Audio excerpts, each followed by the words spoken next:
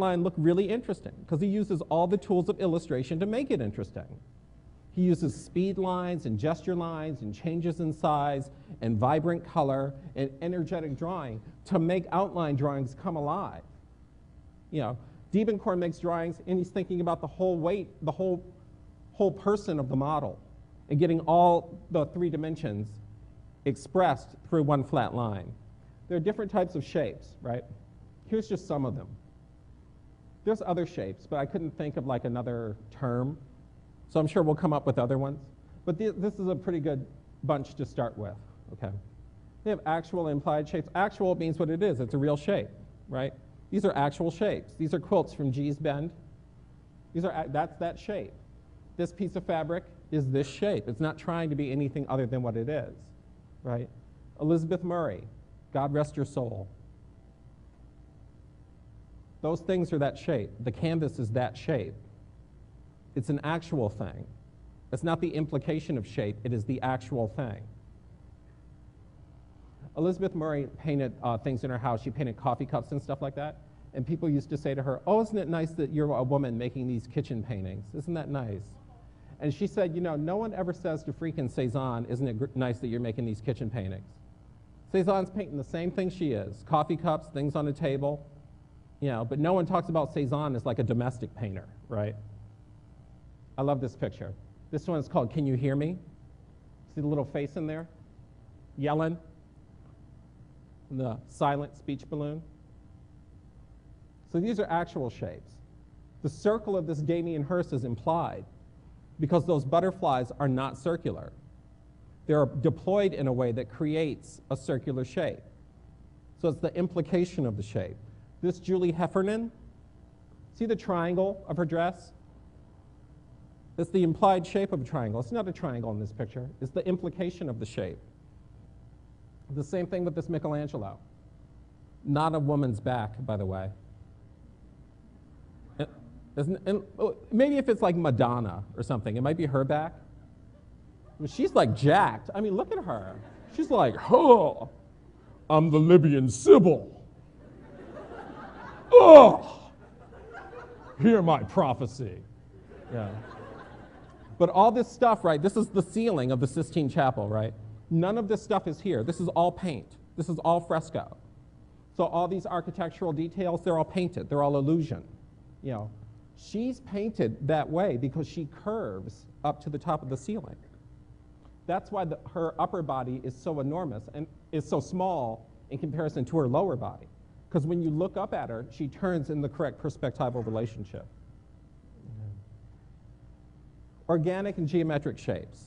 Another name for organic is biomorphic or amorphous, and geometric shapes are called regular shapes or simple shapes, you know, just to sort of distinguish between the two. This is another image from the Sistine Chapel, right? You know what this is? The creation of Adam, right? See the shape of the ground? Look at the shape of the ground and look at the shape of Adam. They're related, as if the ground, Adam used to be the ground. Who's this? It's God. What's God wearing? Like pink pajamas, yeah? I love that, you know? God like couldn't even get us together to get dressed to make the world. Like, I'm gonna make the world in my pajamas, number one. All right, what's this shape? It's a brain. Do you guys see it? See the shape that he's floating around in? Also love the fact that God doesn't drive. Like he's got someone carrying him. I love that. Carry me over here so I can make me an Adam. I'm busy. I'm not going to get out of my pajamas, and I'm not going to shave either. I got to make me an Adam. So this is a brain, right? It's the mind of God, right? That woman is Eve, as she exists in the mind of God. So automatically in the picture you have this idea of time. You have what's happened and what's about to happen in the picture. And it's all contained in these organic or these biomorphic shapes. We have Moreau once again. And this is Takashi Murakami. Those of you who shop at Louis Vuitton, anybody here shop at Louis Vuitton? Yeah? You can't afford it? Why is it nasty? Why? Tell me. No, but you know, these new bags have these guys all over them. Murakami, it's really funny. Takashi Murakami says all of his work is about oppression. That's what he says when he talks about his own work. He says all of my work is about oppression. So all of his work is about oppression, and it's on a $500 handbag. And there's something really funny about that. If you go over to the museum right now in that Contemporary Japan show, they have a 2003 Murakami bag in a vitrine, which is the funniest thing in the world. It's like, ooh, look, the handbag. It's like the holy handbag of Antioch or something, right? But you see the way these are amorphous shapes. They don't have any relationship to rectilinear geometry, right? And even when Murakami is trying to like simplify these shapes to make them even more circular, they end up seeing more biomorphic with the big teeth and the extra ears and all that sort of stuff. Creepy. Amy Silman, once again. The idea of shape outside of rectilinear geometry. Okay. And one of the real masters of this is Helen Frankenthaler, right? She's still with us. She's still alive. This is one of her first paintings called Mountains and Sea, where she figured out how to soak the color into the canvas. And she figured this out before any of the color field painters did. She never really got credit for it, though. But you see how the shapes start to have their own containment. They start to end on their own terms. They're not outlined in black or anything. The shape really dictates its own size. Like, look at this edge. The thing I love about her work is that it looks completely accidental, but it's not. It's completely intentional. I have a bad feeling that I'm going to run out of battery. Okay. This is Mary Heilman. Now, just because there is geometry in the work doesn't mean it has to be severe regular geometry. Those squares make a very interesting pattern, even though they're all lopsided and weird sizes. Agnes Martin again, the relationship of the rectangles in the painting to the whole rectangle of the painting. Very simple geometric shapes. So one more Agnes Martin. This is Saul LeWitt. Saul LeWitt is famous for having instructions on how to make the work. He gives you a list of instructions, and then somebody paints the work. Very simple geometry as a vehicle for color and expression. Okay, I'm going to get my cord. Hold on. Can you hear me back here? You guys can hear me, right? I'm just rummaging in my bag. I have to get my cord. Hi. You guys know this artist? This is Sylvia Mangold, Sylvia Plemick Mangold. Okay, this is a painting. Okay, and if we think about it, not so much as a realistic painting, but as an arrangement of rectangles, we'll get much closer to the things I was trying to explain to you. If you hear me scream, that means I've been electrocuted. Okay, there we go. Okay, you see this over here? You see this, everything on here is painted. This is all painted. You see this measuring stick here? It's painted. Okay.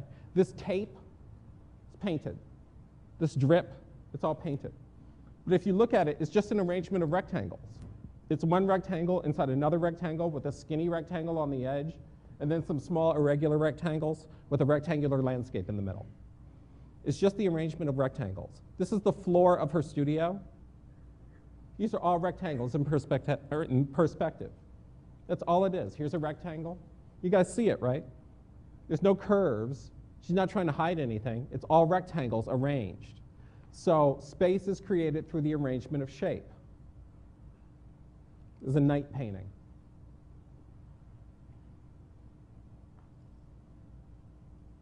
Okay, this is Catherine Murphy.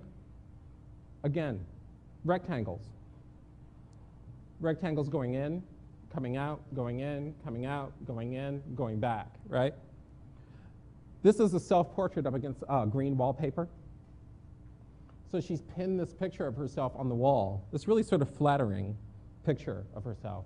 Not that she's ugly or anything, it's just a very sort of cheesy photograph of herself. But you see this line here? So this is a square within a square with a rectangle next to it.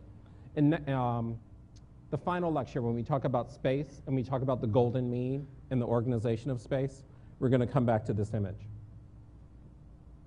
Okay. This is Felix Gonzalez Torres again. This is candy. piled in the corner to make this shape.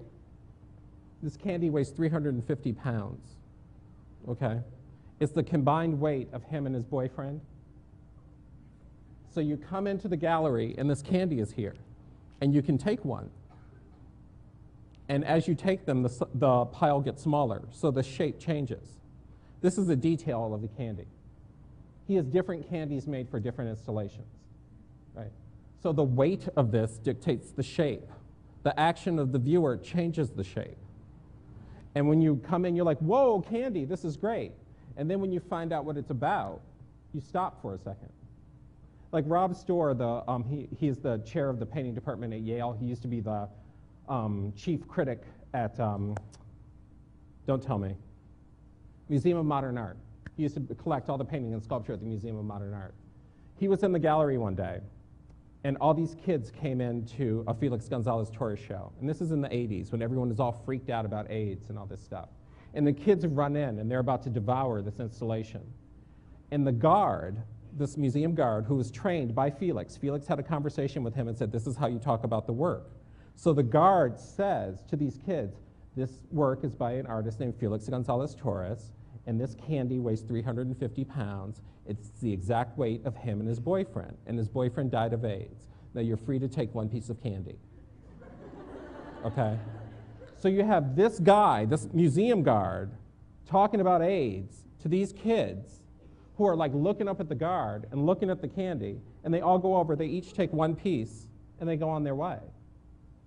So like, don't tell me that like art can't communicate to children. Don't tell me that we can't talk about difficult things through the context of art, because you can. And it's sort of incumbent on you to do that. It's beautiful. It's really, really beautiful. But it's also really, really hard. It's about loss, it's about death, it's about sweetness, it's about all those things. And it's also about, very simply, color and shape. This is another piece by Felix called Rossmore, which is green candies, which is his lover's favorite color. This weighs 175 pounds, which is how much Ross weighed, and it's in the corner of the gallery. And the other thing is, when all the candy is gone, you see an empty gallery. People who own the pieces have the choice to replenish them or not. Now this piece is about dialogue, okay? On the left is Ronnie Horn. This is 2 gold mats for Felix and Ross. This is 99.9% pure gold. 2 mats laying on top of each other. And this is called Placebo for Ronnie Horn. This is Felix's piece in response to this one. This is gold-wrapped candy, weighs 1,000 pounds. So they're having a relationship with each other. They're talking to each other through their work. Two very exciting artists to me. Different types of shapes, flat shapes and volumetric shapes, right? All shapes are flat because all two-dimensional art is flat, right? Yeah, Steve, all two-dimensional art is flat. Okay. Mr. Bearden, Romare Bearden, the deployment of flat shapes across the rectangle in order to create visual interest, right? Jacob Lawrence does the same thing, and he creates space in addition. Like, look at the weight of that figure washing those clothes. Yeah. And these remind me of these quilts from Gee's Bend, once again. This is deployment of flat shape. Matisse, of course, the deployment of flat shape. We looked at Matisse last week. But these flat shapes start to have volume and weight to them. And then the minute things start to feel too volumetric, Matisse puts text in, which automatically flattens out the image. Because text is a flat element, right?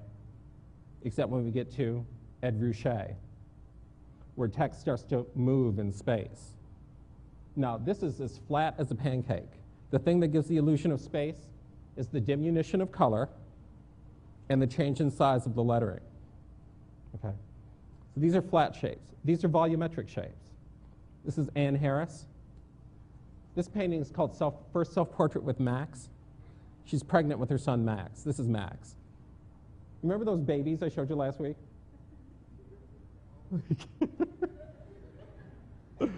I mean, I love Max. He's a nice kid, but I'm sure he's very embarrassed to see these paintings of himself. This is Rubens. Now that's flesh, baby.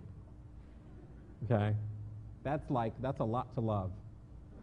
But it's flesh, you know what I mean? It's volumetric, it holds water, it has a shape, it has mass, it has weight.